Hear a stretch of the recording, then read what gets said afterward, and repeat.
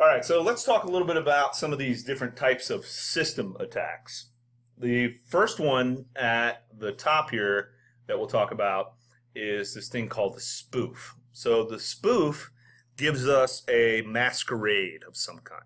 We're able to try to hide our true identity, kind of like we're a superhero, if you will, but in a bad way, maybe a villain, right? We try to hide our true identity by masquerading it. We can change our MAC address, which is the media access control address, the IP or internet protocol address, the domain name service or domain name server address, or even an email. Have you ever gotten spoofed email from somebody? Yeah, the answer I would think is yeah. It looks, it smells, it feels exactly like it's the real thing. So a lot of times you'll see these spoofing attacks as part of a phishing attempt, and oftentimes they're very successful, very successful. Well, sometimes when you do the phishing, it would be more along the email side of the house, right? Well, the top three typically come into play with the man-in-the-middle attack. So if we can intercept or forward traffic between different computers on the network, then there's not much that we can't do. Not much that we can't do. Well, how would you do that? How would you do that on a network? Well, it's kind of difficult, but you need to have some good tools. One of them that is very reliable is called EtterCap. And EtterCap, if you install that on a machine and put it on a network, EtterCap can block traffic coming from any computer on the network and then pretend like it's that computer on the network, which is kind of cool.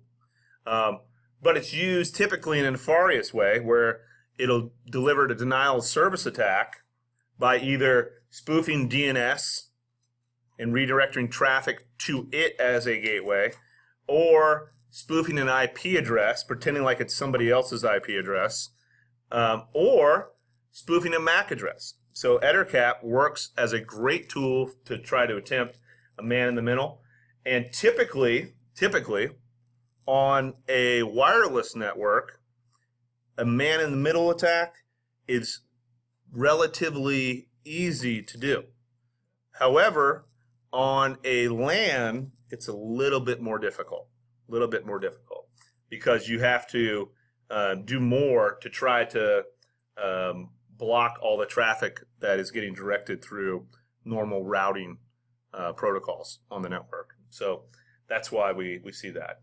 A few others here we've already talked a little bit about here, but this replay attack, we captured some traffic using Wireshark, if you recall, and by doing that, we have now a huge chunk of network traffic.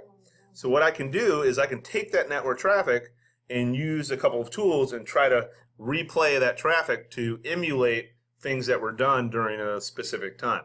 So for instance, if somebody's logging into something, or I want to try to see if I can get on, log on as somebody's Facebook account or somebody's Twitter account, or maybe to see if I can log on to your bank, then I would try a replay attack to see if I can pretend like I'm you. And sometimes it works to be able to try to replay that. Typically you see these things called a Christmas attack, and that's a type of network attack that in a network you have these different types of flags. There's a finish, there's a push, and there's an urgent. So a lot of these times you won't see the flags set on the packets as they traverse the network.